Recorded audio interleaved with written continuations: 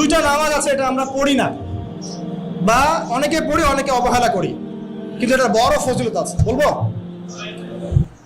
বেলাল রাদিয়াল্লাহু আনহু নাম শুনেছেন? যখনই নবী সাল্লাল্লাহু আলাইহি ওয়াসাল্লাম জান্নাতে যেতেন, মানে জান্নাত আল্লাহ পাক তাকে দেখাতেন, তখনই তিনি তার বেলাল রাদিয়াল্লাহু আনহু পায়ের শব্দ শুনতে পারতেন। বেলাল রাদিয়াল্লাহু আনহু পায়ের শব্দ তিনি শুনতে পারতেন। একজন যোগ্য নেতা যিনি, তিনি তার অনুসারীর পায়ের শব্দও চিনেন। কথা বুঝতে পারছেন? আচ্ছা, গলার ভয়েসও চিনেন। তো বেলাল রাদিয়াল্লাহু আনহুকে তিনি জিজ্ঞাসা করলেন, হে বেলাল, তুমি কি এমন আমল করো যার ফলশ্রুতিতে তুমি জান্নাতে আমার সামনে সামনে হাঁটছো? সুবহানাল্লাহ। কোন বেলাল? যিনি একজন কৃতদাস ছিলেন, নিগ্রো, কালো, দেখতে হয়তো আপনার আমার মতো সুন্দর না, তাই না? আফ্রিকান মানুষ, যাকে ওই যে রোদের মধ্যে শুয়ে পিটানো হয়েছিল, হয়নি? সেই বেলাল রাদিয়াল্লাহু আনহু।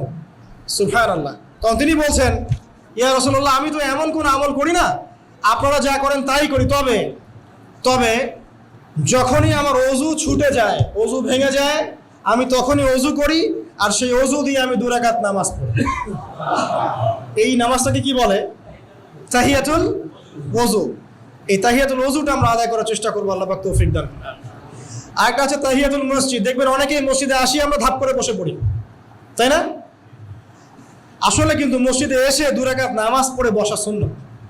মসজিদে একটা হক আছে, মসজিদে আসলেন, 2 রাকাত নামাজ পড়লেন, সংক্ষিপ্ত আকারে পড়লেন, পড়ে বসবেন, এটা করা উচিত। আল্লাহ পাক তৌফিক এনায়েত করুন, আমিন।